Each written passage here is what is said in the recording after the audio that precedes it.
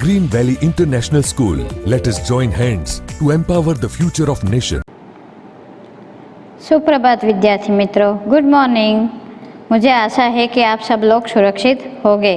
Green valley international school में आपका स्वागत है। आज कक्षा 8 विषय हिंदी की दूसरी इकाई ईदगाह के बारे में हम अभ्यास करेंगे। तो ईदगाह के लेखक है प्रेमचंद। उनका नाम धनपत राय है। उनका जन्म सन 1880 में हुआ था और उनका निधन 1936 में हुआ था और उनका उपनाम है प्रेमचंद। प्रेमचंद का जन्म वाराणसी उत्तर प्रदेश के पास लम्हे नामक गांव में हुआ था। आपने प्रेमचंद का परिचय पाया। अब उनके साहित्यिक जीवन के बारे में हम जानेंगे। आरंभ में वह नवाब राय नाम से उर्दू साहित्य में लिखते थे। बाद में प्रेमचंद के नाम से हिंदी में उन्हें उपन्यास लिखने लगे। इसके अलावा गोदान उनका सर्वश्रेष्ठ उपन्यास है। गबन, मंगलसूत्र, रंगभूमि, कर्मभूमि उनके उपन्यास है। उन्होंने कई सारी कहानियाँ भी लिखी है जो मानसरोवर भाग 1 से 8 में संकलित है। साहित्य में प्रगतिवाद तो जागरूक करने के लिए उन्होंने जागरण तथा हंस नामक पत्रिकाओं का भी संपादन किया था। तो बच्चों, ये हुआ प्रेमचंद का परिचय। अब हम पाठ की ओर बढ़ेंगे। अब हम ईदगाह पाठ को समझेंगे। ईदगाह का अर्थ होता है ईद की नमाज पढ़ने की जगह। तो पहले मैं आपको इस पाठ का सारांश बताऊंगी। ईदगाह पाठ का बाल नायक है। वह कौन है? एक छोटा सा बच्चा है। उसका नाम हामिद है। वह एक दिन ईद का त्यौहार होने से वह मेला देखने और ईदगाह नमाज पढ़ने के लिए अपने दोस्तों के साथ जाता है। जब अन्य बच्चे खिलौने और मिठाइयाँ खरीदते हैं, तब हामिद अपनी बाल सहज इच्छाओं का दहन करके अपनी दादी अमीना के लिए चिमटा खरीदता है। इसमें दादी के प्रति प्रेम तथा उपयोगी चीज़ खरीदने के लिए विवेकपूर्ण बुद्धिमत्ता का प्रयोग यहाँ किया गया है। ऐसा इस पाठ में दिखाई दे रहा है। आगे पाठकगण बालक हामिद के त्याग, सद्भावना जैसे गुण देखकर भाव विभोर भी हो जाते हैं। तो आओ बच्चों, हम पाठ को समझेंगे। मैं यहाँ आपको यह पाठ शॉर्ट स्टोरी में बताऊंगी, यानी कि मैं संक्षिप्त में यह पाठ को आपको समझाऊंगी। आपको यह पाठ घर पे पढ़ना है। महीना भर रोज़ा रखने के बाद ईद आई है। सब में उत्साह और उमंग है। गांव के लोग ईदगाह जाने की तैयारी कर रहे हैं। ज़्यादा उत्साह तो बच्चों में दिख रहा है। किस में दिख रहा है? तो ईद का त्यौहार होने से ज़्यादा उत्साह तो बच्चों में है। महमूद, मोहसिन, हामिद, नूर और समी आदि सभी बालक खुशी से फूले नहीं समा रहे हैं। बड़ों को नमाज में शरीफ होना है और बच्चों को मेले का मज़ा भी लूटना है। हामिद की दादी अमीना के दुख का तो पार नहीं है। हामिद के न तो माँ है और न तो उसके पिता है। जो पिता है उनकी हैजे के कारण मृत्यु हुई और माँ का भी कुछ ही समय के बाद उनका भी निधन हुआ है। तो जो हामिद अपनी बूढ़ी दादी के साथ अकेला रहता है। आज ईद के दिन उसके घर में दाना नहीं है। हामिद के घर ईद का त्यौहार है पर उसके घर में दाना पानी नहीं है। इसीलिए हामिद की जो दादी है वो चिंता कर रही है। हामिद ईदगाह जाने के लिए तैयार हो गया है। सिर्फ 3 पैसे उसके पास जेब में है। उसके पास जूते भी नहीं है। आमीना को डर है कि आमीना कौन है? तो आमीना हामिद की दादी जी है। उनको डर है कि हामिद मेले में अकेला जाएगा तो वह नन्हा बच्चा है, उसका ख्याल कौन रखेगा। तो दादी को यह डर लग रहा है, लेकिन हामिद बहुत ही होशियार और निपुण बच्चा है। वह अपनी दादी को कहता है कि आप बिल्कुल न डरना, मैं जल्द ही घर वापस आ जाऊंगा। सबसे पहले हामिद जो जा रहा है तो वहाँ बीच में बहुत सारी दुकानें आती है और पहले नमाज भी हो जाती है और उसके बाद जो छोटे बच्चे हैं थोड़े पैसे लेके अपने अपने लिए खिलौने खरीदते हैं। तो सब बच्चे मेले में कुछ ना कुछ खरीदते हैं। तो कोई बच्चा झूला देख रहा है तो कोई बच्चा चरखा देख रहा है।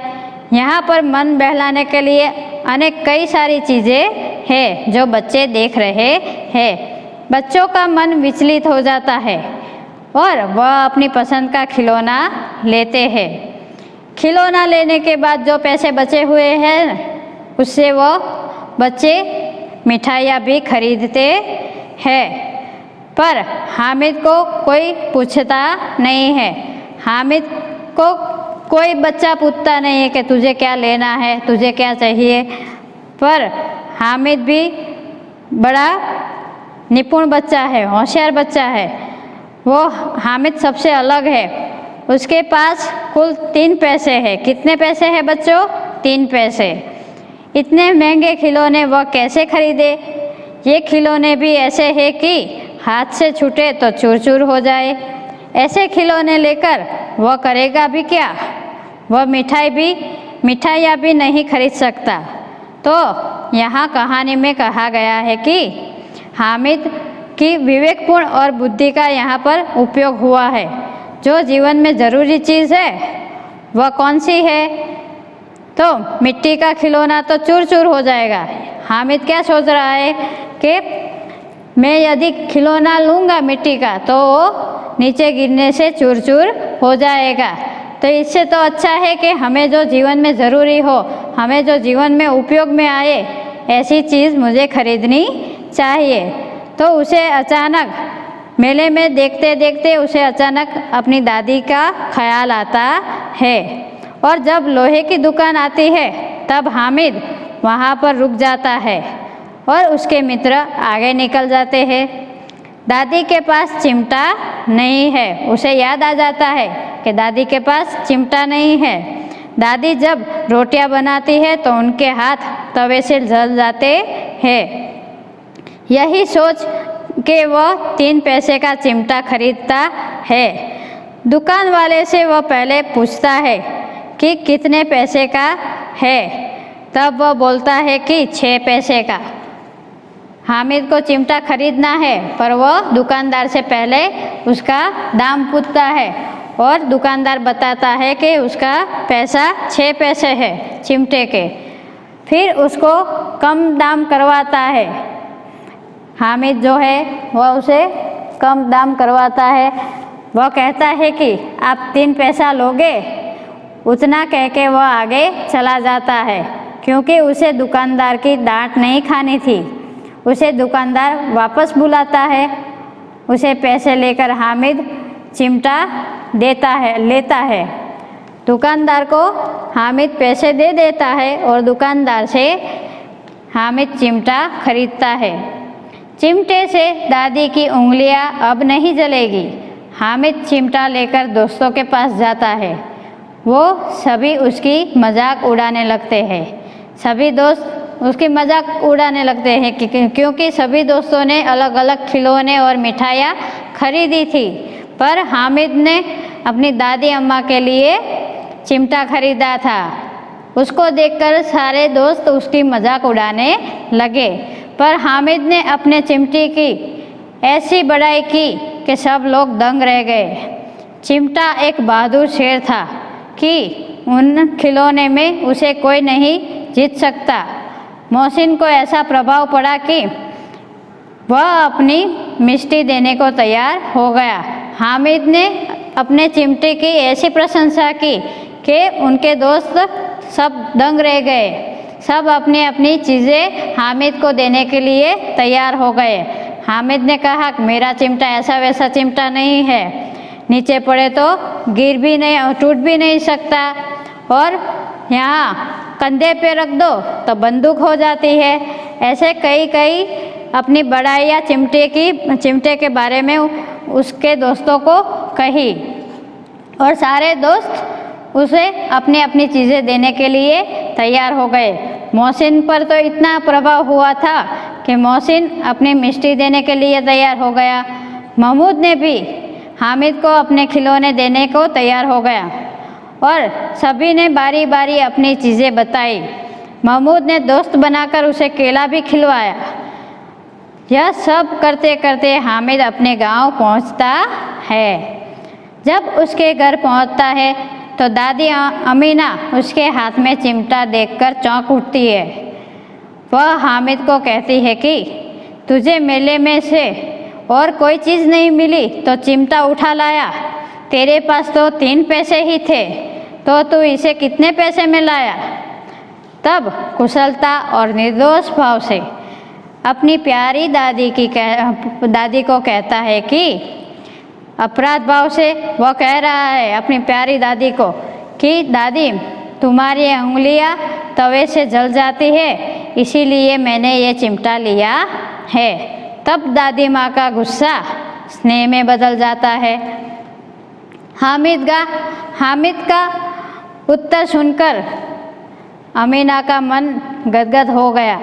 उनके मुंह से हामिद के लिए दुआएं निकलने लगी और वो रोने लगी।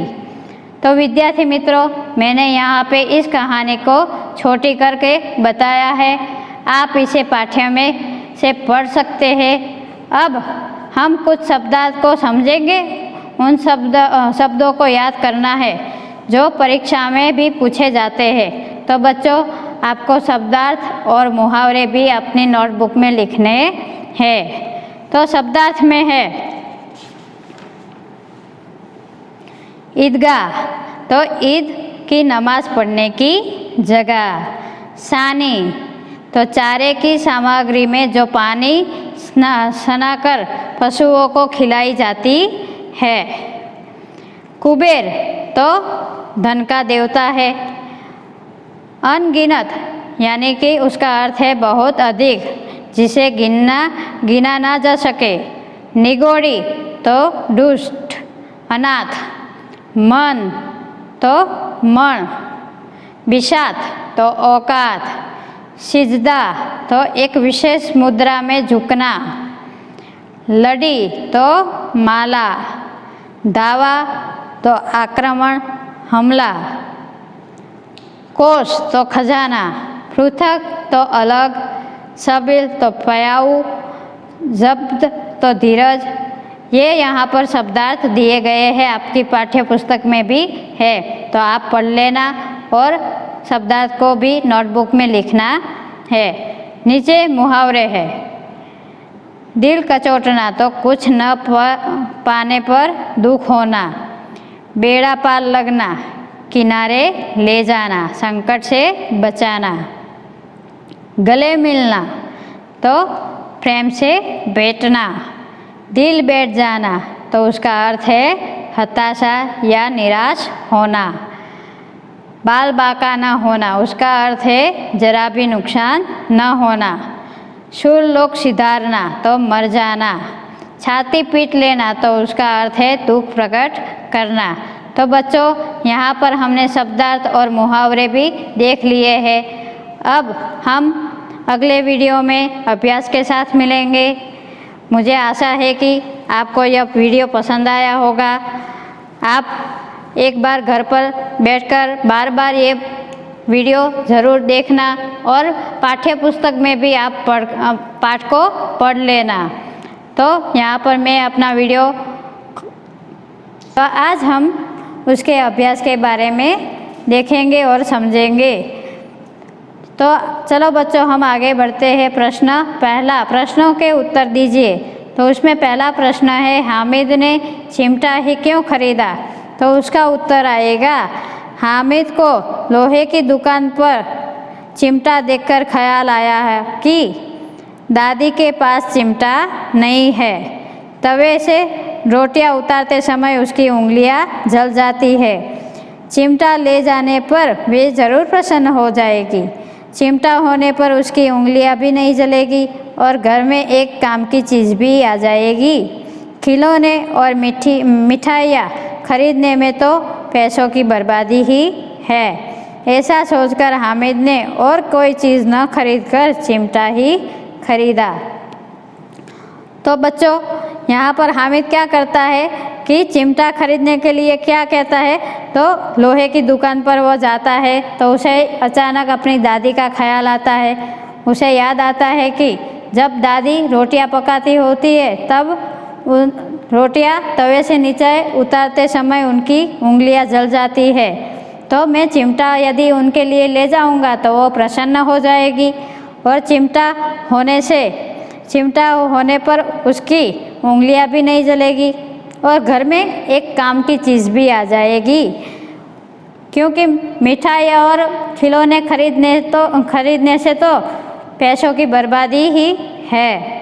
ऐसा सोचकर हामिद ने और दूसरी कोई चीज़ न लेकर चिमटा ही खरीदा। तो आओ बच्चों, हम दूसरे प्रश्न की ओर बढ़ेंगे। चिमटा खरीदने के लिए हामिद कौन से कारण बताता है? तो यहाँ पर उत्तर आएगा, हामिद ने बड़े गर्व के साथ अपने साथियों को बताया कि चिमटा सबसे बड़ा खिलौना है। इसे कंधे पर रखो तो वह बंदूक हो जाएगी, हाथ में लेने पर फकीरों का चिमटा हो जाएगा।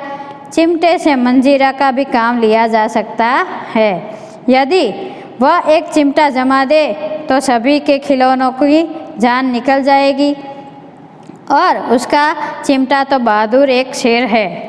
वह आग पानी में, आंधी तूफान में भी बराबर डटा रहेगा। इसी प्रकार हामिद ने चिमटा खरीदने के पीछे कई कारण बताए और उसकी सर्वोपरिता सिद्ध की। तो आओ बच्चों, हम तीसरे प्रश्न की ओर बढ़ेंगे। बूढ़ी अम्मा का क्रोध स्नेह में क्यों बदल गया? तो हामिद के चिमटा लाने पर अम्मा को बहुत दुख हुआ। उसे हामिद की नासमझी पर क्रोध भी आया। हामिद ने दादी से कहा कि रोटियां पकाते समय तुम्हारी उंगलियां जल जाती थी, इसीलिए मैं चिमटा लाया हूँ। यह सुनकर बूढ़ी अम्मा का क्रोध स्नेह में बदल जाता है और हामिद की यहाँ पर त्याग, सद्भाव और विवेकपूर्ण बुद्धि को देखकर दादी माँ उस पर न्यौछावर हो जाती है, उसे दुआएं देने लगती है। तो आओ बच्चों, हम पढ़ेंगे चौथे प्रश्न की ओर। अब आप चिमटे के प्रयोग की तरह रुमाल के विविध प्रयोग बताइए। तो यहाँ पर रुमाल का उपयोग हम हाथ पैर, मुंह को साफ करने के लिए भी किया जा सकता है। तेज़ धूप में सिर पर भी हम रख सकते हैं और हल्की सी बारिश जब होती है तो उसे भीगने से भी बचा जा सकता है। और कोरोना, आपको तो मालूम ही है कि यहाँ अभी तो जो हालत है, कोरोना की महामारी चल रही है, तो कोरोना से बचने के लिए भी हम मुंह पर मास्क बनाकर पहन सकते हैं और रुमाल से जादू भी कर सकते हैं। तो आओ बच्चों, दूसरा प्रश्न, इस कहानी का शीर्षक ईदगाह क्यों रखा गया है? इसके अलावा आप कौन सा शीर्षक देना चाहेंगे? तो यहाँ पर ईद की नमाज़ पढ़ने के लिए गांव के लोग ईदगाह जाने के लिए तैयारी करते हैं। ईदगाह जाने का सबसे ज़्यादा उत्साह तो बच्चों में है। हामिद उनमें से एक है। नमाज के बाद बच्चे मेले में जाते हैं और मेले में कहानी का मुख्य पात्र हामिद का चरित्र ईदगाह के मेले में प्रकट हुई है। जो पात्र है मुख्य हामिद, उसका चरित्र ईदगाह के मेले में ही प्रकट हुआ है। इस प्रकार कहानी की विविध प्रवृत्तियों का केंद्र क्या है? तो सभी प्रवृत्तियों का केंद्र ईदगाह होने के कारण उसका शीर्षक ईदगाह रखा गया है। और इसके अलावा हम दूसरे और भी शीर्षक दे सकते हैं। हामिद ईदगाह के मेले में, हामिद और उसका चिमटा, वैसे भी शीर्षक हम दे सकते हैं। तो आओ हम आगे बढ़ते हैं। परिच्छेद को पढ़कर उत्तर दीजिए।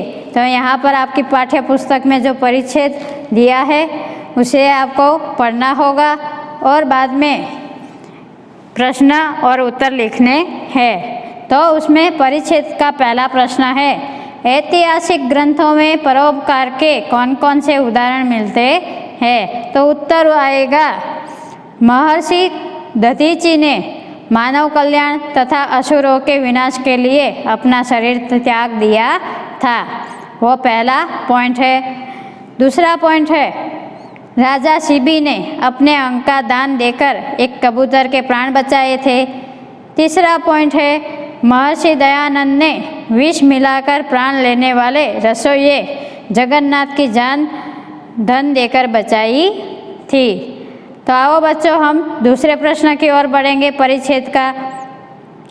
ऋषि मुनियों ने हमें क्या सीख दी है? तो उसका उत्तर आएगा, ऋषि मुनियों ने हमें सीख दी है कि निराश्रितों का आश्रय दो, दीन दुखियों और वृद्धों की शारीरिक तथा आर्थिक मदद करो, भूखों को भोजन कराओ और यदि आप विद्वान हो तो विद्या का प्रचार करो। तो आओ बच्चों परिच्छेद का तीसरा प्रश्न हम देखते हैं। देश एवं समाज की उन्नति किस प्रकार होगी? तो उसका उत्तर आएगा, यदि सभी लोग अपने सामर्थ्य और शक्ति के अनुसार परोपकार करते रहे तो देश और समाज की उन्नति होगी। और आगे बढ़ते हैं चौथे प्रश्न की ओर। विलोम शब्द लिखिए। तो विलोम शब्द में यहाँ पर दो शब्द दिए हैं। पहला है आश्रित, तो उसका विलोम होगा अनाश्रित। दूसरा शब्द है अवनति, तो उसका विलोम आएगा उन्नति। अब पांचवें प्रश्न की ओर हम बढ़ेंगे। परिच्छेद के आधार पर अपने साथियों से पूछने के लिए 3 प्रश्न बनाइए। तो इस प्रकार हम प्रश्न बना सकते हैं। उसमें पहला है, भारतीय समाज में युगों से क्या प्रवाहित होती रही है? अथवा इतिहास और पुराणों में किस भावना की बात की गई है? दूसरा प्रश्न है, सभी धर्मों का मूल क्या है? और तीसरा प्रश्न आएगा, परोपकार के लिए लोग क्या क्या करते हैं? अथवा तीसरा प्रश्न ये भी लिख सकते हो, इस परिच्छेद के अंत में किस सूत्र का नाम दिया गया है? तो हम आगे बढ़ेंगे चौथे प्रश्न की ओर। तुम भी हामिद की तरह किसी न किसी मेले में गए होगे, वहाँ तुमने क्या क्या खरीदा है? तो यह प्रश्न आपको अपने आप लिखना है, अपने हिसाब से लिखना है। जब आप कोई मेले में गए हो तो वहाँ आपने क्या क्या देखा और क्या क्या खरीदा, यहाँ पर आपको मौलिकता से यह प्रश्न का उत्तर लिखना है। आगे बढ़ते हैं पांचवें प्रश्न की ओर। यदि तुम्हें मेले से अपनी दादी के लिए कुछ खरीदना हो तो क्या खरीदोगे और क्यों? तो यहाँ पर मैंने लिखा है, वो आप भी लिख सकते हो। यहाँ पर यदि मेले में से कुछ दादी के लिए खरीदना हो तो मैं उनके लिए पहले चश्मे का बॉक्स यानी कि जो डिब्बा आता है वो मैं खरीदूँगा, क्योंकि दादी अम्मा के पास जो चश्मे हैं, ऐनक है, उनका बॉक्स उनके पास पहले था, पर अभी कुछ समय पहले ही उनका जो डिब्बा था चश्मे रखने का बॉक्स वो टूट गया है। इसीलिए दादी अम्मा के लिए मैं मेले में से चश्मे का बॉक्स यानी कि उसका चश्मा रखने का डिब्बा, ऐनक रखने का डिब्बा मैं खरीद सकूँगा। तो आओ हम आगे बढ़ते हैं स्वाध्याय की ओर। बच्चों, उसका पहला प्रश्न है, प्रश्नों के उत्तर लिखिए। तो पहला प्रश्न है, रोज़े के दिन मुसलमान क्या करते हैं? तो उसका उत्तर आएगा सूर्योदय से सूर्यास्त तक कुछ भी न खाने पीने को अर्थात उपवास को रोज़ा कहते हैं। रोज़ा मुसलमानों का मजहबी फ़र्ज़ है। सूर्योदय और सूर्यास्त के बीच वो कुछ भी नहीं खाते हैं। उस दिन वो खाना पीना कुछ भी नहीं करते हैं अर्थात उपवास करते हैं, उसे रोज़ा कहते हैं। और रोज़ा जो है वो मुसलमानों का मजहबी फ़र्ज़ है। आगे बढ़ते हैं दोस्तों, बाल मित्रों, विद्यार्थी मित्रों। दूसरा प्रश्न है, रमज़ान ईद के दिन मुसलमान लोग कहाँ जाते हैं?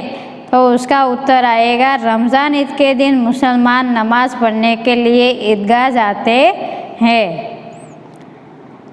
दुकानों में से तीसरा प्रश्न आएगा, दुकानों में कौन कौन से खिलौने मिलते हैं या मिल रहे थे?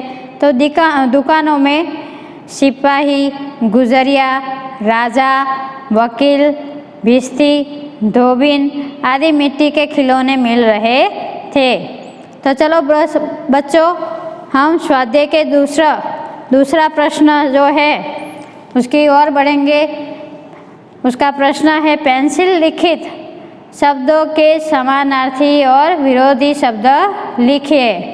तो यहाँ पर पहला शब्द दिया है शीतल, तो उसका समानार्थी होगा ठंडा। फिर शीतल का विरोधी होगा उष्ण। उसके बाद आएगा प्रसन्न, प्रसन्न का समानार्थी शब्द आएगा खुश और उसका विरोधी आएगा खिन्न। फिर बाद में आएगा गरीब, तो गरीब का समानार्थी होगा दीन और उसका विरोधी होगा अमीर। फिर बाद में आएगा अंधकार, तो उसका समानार्थी आएगा अंधेरा और विरोधी आएगा प्रकाश। स्नेह, तो उसका समानार्थी प्रेम और उसका विरोधी घृणा आएगा। फिर उसके बाद आता है पुरानी, तो उसका समानार्थी प्राचीन आएगा और विरोधार्थी नई शब्द आएगा। आगे बढ़ेंगे। प्रश्न तीसरा, मुहावरों का अर्थ देकर वाक्य में प्रयोग कीजिए। तो यहाँ पर मैं मुहावरों का अर्थ बोलूँगी, आपको सुनना है और वाक्य का प्रयोग आपको अपने आप करना है। तो यहाँ पर आता है मुहावरों का अर्थ। पहला है बेड़ा पार लगाना। बेड़ा पार लगाना प्रश्न है, तो उसका उत्तर आएगा संकट से बचाना। उसका अर्थ आएगा संकट से बचाना।